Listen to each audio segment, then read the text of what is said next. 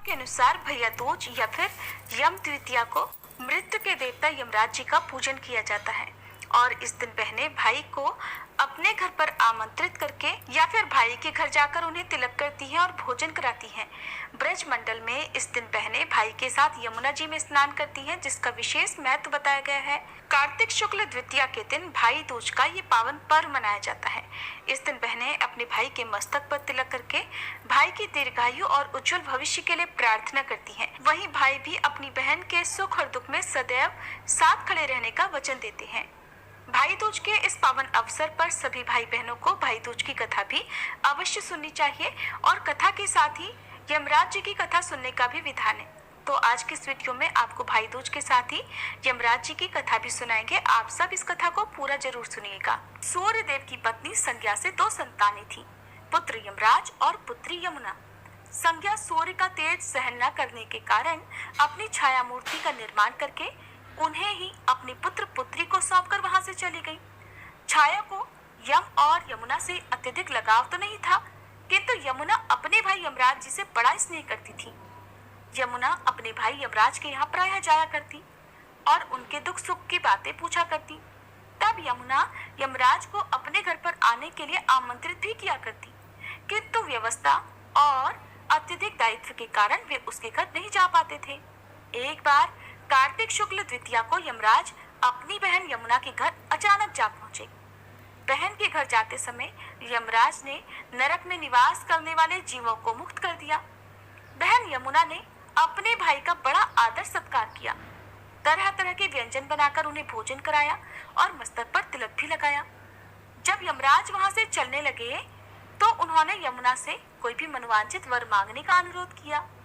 यमुना ने उनके आग्रह को देखकर कहा, भैया यदि आप मुझे वर देना ही चाहते हैं तो यही वर दीजिए कि आज के दिन प्रतिवर्ष आप मेरे यहाँ आया करेंगे और मेरा आतिथ्य स्वीकार करेंगे। और इसी प्रकार आज के दिन जो भाई अपनी बहन के घर जाकर उसका आतिथ्य स्वीकार करे और इस दिन जो बहन अपने भाई को टीका करके भोजन कराए उसे आपका भय न रहे।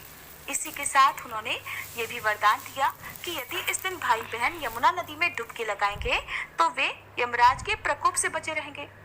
यमुना जी की प्रार्थना को यमराज जी ने स्वीकार कर लिया। तभी से बहन भाई का ये पावन त्योहार मनाया जाने लगा। भाई दूज त्योहार का मुख्य उद्देश्य भाई बहन के मध्य सद्भावना, एक दूसरे के प्रति निष्कपट प्रेम को प्रोत्साहित करना है। भैया दूज के दिन ही 5 दिनों तक चलने वाले दीपावली महापर्व का समापन भी हो जाता है। अब सुनिए भाई दूज की दूसरी कहानी। एक बार एक बुढ़िया माई थी जिनके 7 बेटे और एक बेटी थी। बेटी का विवाह हो चुका था। जब बूढ़ी माई के बेटों की शादी का नंबर आता तो फेरों के समय एक नाग आता और उसके बेटे को डस लेता था। बेटे की वहीं मंडप में ही मृत्यु हो जाती और बहू विधवा हो जाती। इस तरह बूढ़ी माई के 6 बेटे मर गए। 7वें का विवाह होना बाकी था। इस तरह अपने बेटों के मर जाने के दुख से बूढ़ी माई रो रो कर अंधी हो गई थी। भाई दूज का पर्व आने को हुआ तो एक दिन भाई ने कहा कि माँ मैं अपनी बहन से तिलक कराने जाऊंगा। माँ ने कहा ठीक है। उधर जब बहन को पता चला कि उसका भाई उसके घर आ रहा है तो वह खुशी से पागल होकर पड़ोसन के घर गई और पूछने लगी कि बहन जब बहुत प्यारा भाई घर आए तो क्या क्या बनाना चाहिए। पड़ोसन उसकी खुशी को देखकर जल भुन गई और कहने लगी दूध से रसोई लेप, घी में चावल पका लेना। बहन ने पड़ोसन के कहे अनुसार ऐसा ही किया। उधर भाई जब बहन के घर आ रहा था तो उसे रास्ते में एक सांप मिला। सांप उसे डसने को हुआ तो भाई कहने लगा, अरे भाई तुम मुझे क्यों डस रहे हो। सांप बोला, मैं तुम्हारा काल हूँ और आज मुझे तुमको डसना है। भाई बोला, मेरी बहन घर पर मेरा इंतजार कर रही है, जब मैं तिलक करा के वापस लौटूंगा तब तुम मुझे डस लेना। सांप ने कहा, भला आज तक कोई अपनी मृत्यु के लिए लौट कर आया है जो तुम वापस आओगे। भाई ने कहा, अगर तुम्हें यकीन नहीं है तो तुम मेरे झोले में बैठ जाओ, जब मैं अपनी बहन से तिलक करा लूं तब तुम मुझे डस लेना। सांप ने ऐसा ही किया और भाई के झोले में जाकर बैठ गया। इधर भाई अब अपनी बहन के घर पहुंचा। भाई बहन एक दूसरे से मिलकर बहुत खुश हुए। तब भाई बोला, बहन जल्दी से खाना दे दो, बड़ी जोर से भूख लगी है। अब भोली मासूम बहन भला क्या करे, न तो दूध की रसोई सूखे न ही घी में चावल पके। भाई ने पूछा, बहन इतनी देर क्यों लगा रही हो, तुम क्या पका रही हो जिसमें इतना समय लग रहा है? तब बहन ने बताया कि उसने ऐसे ऐसे किया है। अपने पड़ोसन वाली बात बहन ने अपने भाई को बता दी। तब सुनकर भाई बोला, अरे पगली कहीं की, कहीं घी में भी चावल पकते हैं या दूध से कभी किसी ने रसोई लीपी है भला? अरे गोबर से रसोई लीपो और दूध में चावल पकाओ। फिर बहन ने अपने भाई के अनुसार ऐसा ही किया। खाना खाकर भाई को बहुत जोर से नींद आने लगी। इतने में ही बहन के बच्चे आ गए। बोले, मामा हमारे लिए क्या लेकर आए हो? भाई बोला, अरे मैं तो कुछ भी नहीं लाया। बच्चों ने मामा का वह झोला ले लिया जिसमें बैठा हुआ था। अब जब बच्चों ने जैसे ही वह झोला खोला तो उसमें तो एक सुंदर हीरे का हार निकला। बहन ने कहा, भैया तुमने बताया नहीं कि तुम मेरे लिए इतना सुंदर हार लेकर आए हो। भाई बोला, जिसे हैरानी तो हुई। तब वह कहने लगा, अच्छा बहना तुम्हें पसंद है तो तुम ही ले लो, मुझे भला हार का क्या करना। अगले दिन भाई अपनी बहन से बोला, बहन अब मुझे घर जाना है, मेरे लिए तुम खाना बनाकर रख दो।